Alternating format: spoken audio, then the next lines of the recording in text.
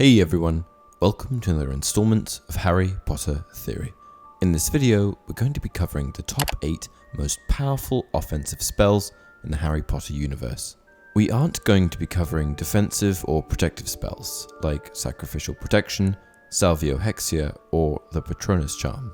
We're going to be honing in on the spells that a witch or wizard might use in an effort to deal maximum damage. Comparing spells can sometimes be difficult, particularly in the case of offensive spells, because we haven't actually seen many of them used against each other.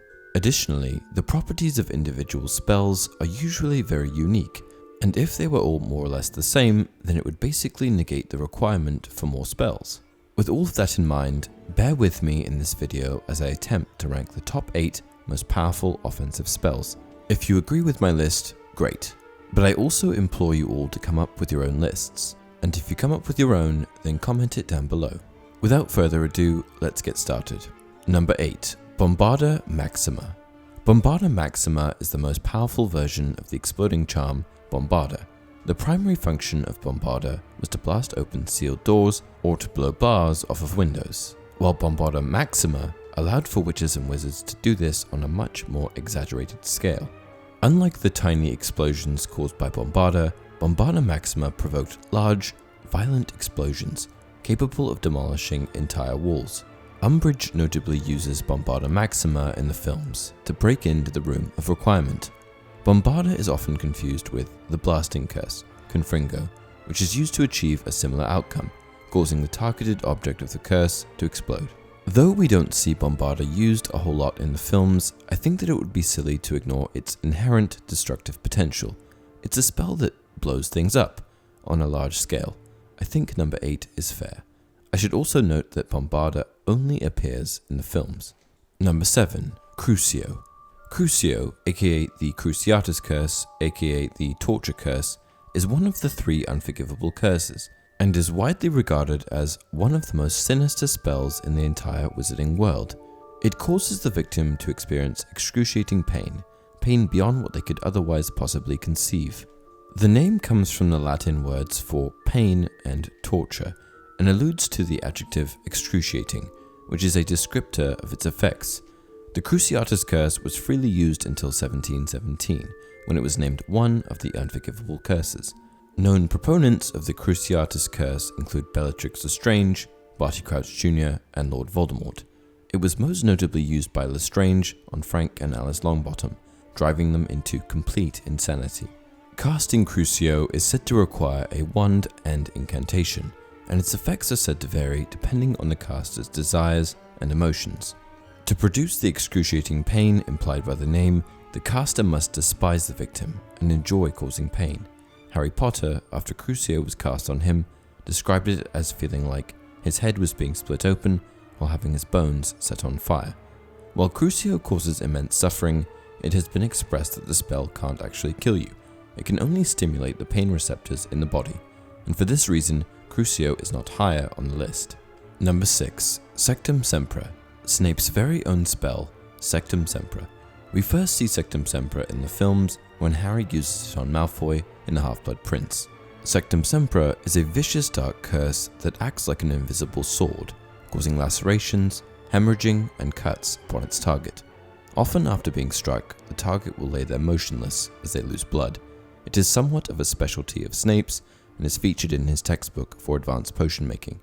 The only known treatment for Sectum Sempra is Vulnera Sedentur, which was also invented by Snape. What's so dangerous about Sectum Sempra is that it was seemingly easy for Harry to cast, but still nearly killed Draco the first time that he used it. While the unforgivable curses require intent and an understanding of the spells to effectively cast them, Sectum Sempra seemingly doesn't require this same level of intent or deep understanding, but still produces the same lethal results. Sectum Sempra would be higher up on the list, but we're actually not fully aware of just how lethal Sectum Sempra is. Was Harry's casting on Draco just a fluke? Either way, I've seen enough of it in action to place it on the list. Number 5. The Tempest Jinx. In one scene in Fantastic Beasts, we see who we think is Grindelwald, locked up in an incarceration carriage being escorted by various auras. The man locked up in the carriage is actually a transfigured Abernathy. It is during this scene that Grindelwald casts the Tempest Jinx. The Tempest Jinx is an atmospheric jinx that causes bolts of lightning to emerge from the clouds, striking his targets. This is an incredibly powerful spell and just another example of Grindelwald's elemental mastery. The following excerpt describes the powerful effects of the spell when Grindelwald uses it on multiple auras. Still driving the carriage, Grindelwald swirls his wand in the air toward the surrounding storm clouds. One by one, forks of lightning strike the broomstick riders, knocking each in turn from the sky. While we don't know a lot about this spell, casting it clearly displays elemental mastery, which is the calling card of a truly powerful witch or wizard. Grindelwald uses it to easily get rid of multiple auras, and if he's summoning lightning from the sky, then I'm willing to bet that it could do some damage. Number 4. Avada Kedavra. Avada Kedavra, aka the Killing Curse, is a favourite of many dark witches and wizards, and is one of the 3 unforgivable curses, perhaps the worst. Avada Kedavra's purpose is simple. It causes the victim to instantly die. If you want to kill your victim, then this is a spell to use. Lord Voldemort is a known proponent of the spell, which creates a blindingly intense green bolt of light right before the victim simply drops dead. There are 2 theories for how they die, the first claiming that the victim's internal organs cease to function after being struck, and the second claiming that the soul of the victim is magically ripped from their body. The only known counterspell to Avada Kedavra is sacrificial protection, which was most notably used by Lily Potter, who uses the power of love. The name Avada Kedavra comes from the word abracadabra, which means let the thing be destroyed. Avada Kedavra is used very often in the books and films, most notably by Voldemort on Harry Potter's parents and by Snape on Dumbledore. Though there is no way to block Avada Kedavra effectively, you can move objects in the way of the green jet of light that it produces. Avada Kedavra is powerful, but it's really not that special, and I think that if you want to cause damage on a larger scale, there are some better options. That's why I've placed it at number 4. Number 3. Firestorm. Let me briefly introduce this one with an excerpt from the book. But then, through the darkness, fire erupted. Crimson and gold, a ring of fire that surrounded the rock, so that the Inferi holding Harry so tightly stumbled and faltered. Dumbledore was on his feet again, pale as any of the surrounding Inferi, but taller than any too. The fire dancing in his eyes. His wand was raised like a torch, and from its tip emanated the flames, like a vast lasso, encircling them all with warmth. Firestorm, otherwise known as Lasso of Flames, is an incantation that produces a large ring of fire from the caster's wand. When the caster moves, the ring of fire moves with them, which will effectively ward off anyone trying to hurt them. While this may seem like a defensive spell at first, Firestorm also has offensive capabilities, and the caster also possesses the ability to shoot individual jets or balls of flames at nearby enemies. This ability pairs well with Partis Temporis, which allows a gap in the flames for the caster to safely pass through. Dumbledore used this spell to ward off the masses of Inferi who were guarding the Horcrux. Even in his weakened state, this spell proved to be more than enough to serve its purpose. Because of this massively powerful spell's ability to address a large number of enemies, I think that it deserves this placing on the list. Number 2. Fiendfyre. Let me start off with an excerpt outlining the effects of Fiendfyre. It was not normal fire. Crabbe had used a curse of which Harry had no knowledge. As they turned a corner, the flames chased them as though they were alive, sentient, intent upon killing them. Now the fire was mutating, forming a gigantic pack of fiery beasts.